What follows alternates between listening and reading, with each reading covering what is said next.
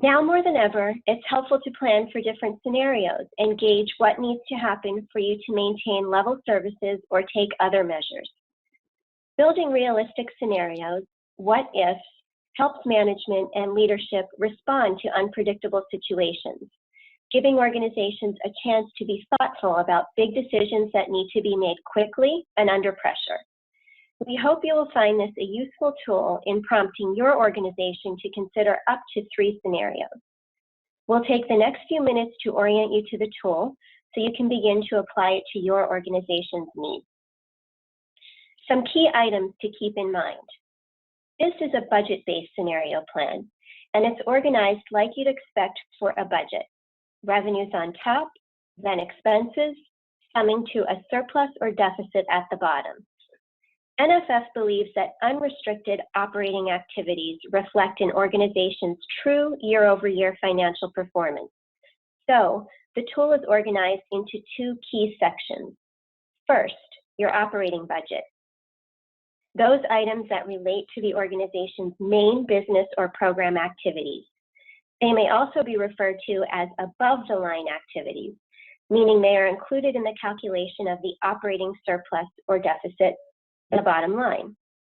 Your operating budget includes operating revenue and expenses. Operating revenue is comprised of earned revenue, which is revenue or income received by an organization in exchange for its products or services. For example, program fees, tuition, or performance-based government contracts.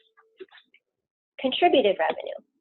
Contributed revenue is revenue or income received from individual, foundation, corporate, or government donations without restrictions, as well as net assets released from restrictions for operations.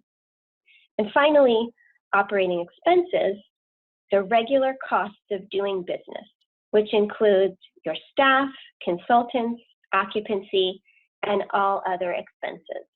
All other expenses include program-related and other costs not captured in the categories named above. Your operating revenue less your operating expenses results in an operating surplus or deficit before depreciation expense. The next section includes your non-operating revenue and expenses. That is, those items not directly related to the organization's program or other main activities.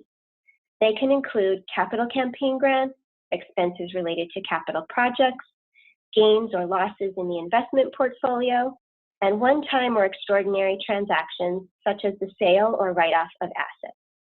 This section may also be used to account for dollars passed through an organization, for example, re-grant funds. Your non-operating revenue less your non-operating expenses results in your net non-operating surplus or deficit before depreciation expense. Row 85 calculates your organization's total surplus or deficit, operating plus non-operating. Let's populate the tool. We're looking at your approved budget for a single year matched with 3 potential cases. In this example, we have a base case, best case, and a worst case scenario. Notice that each case has a corresponding column to capture your assumptions and identify the financial drivers that result in change within each scenario. Begin in column A to enter budget line items. Broad categories have been suggested, and we encourage organizations to make use of them. However, additional spaces are provided to customize the spreadsheet to your organization's unique requirements. You may also insert rows for additional line items. And don't forget to adjust any necessary formulas if you add rows. Next, in column C, enter your organization's approved budget for each of the detailed line items for the current year, using rounded numbers to the nearest dollar. For this demonstration, I will enter information in thousands of dollars. In column D, enter your year-to-date actuals, the latest month data you have. Column E will become your base case or most likely financial picture. That is, given where you are on a year-to-date basis, estimate or reforecast your budget based on how you think you will now end this year, given most recent information. Make note of your assumptions in column F, capturing the detail behind this scenario. For example, if our season is cut and we only receive 50% of earned revenue. Next, comparing the base case you just created in column E, continue the analysis line by line, making your best educated guess on how revenue and expenses will change, carefully thinking through the relationship between changes to revenue and expenses to create scenario A, your best case, and scenario B, a worst case. Again, make note of your assumptions, capturing the detail behind these scenarios. Once you complete your input, you can begin to assess the scenarios. Compare your base case with each of your scenarios. Articulate the headlines, major trends, and insights. Note important events, decision points, or risk. Column O provides you space to identify where leadership should dedicate and prioritize resources. Remember, scenarios are dynamic, which is why the tool prompts organizations to consider a number of scenarios.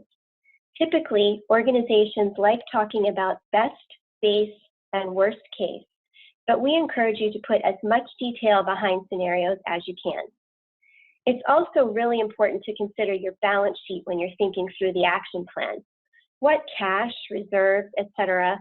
you have at any given point. This informs your action plan because it tells you what your financial flexibility or options are and how urgent the situation is, your runway for taking action. Ultimately, the tool should provide a clear picture of the risk factors and the response levers, giving you a data-driven view of what to prepare for and what to talk about. The assumptions allow management and leadership to inform the programmatic and financial narrative rather than relying on gut feeling.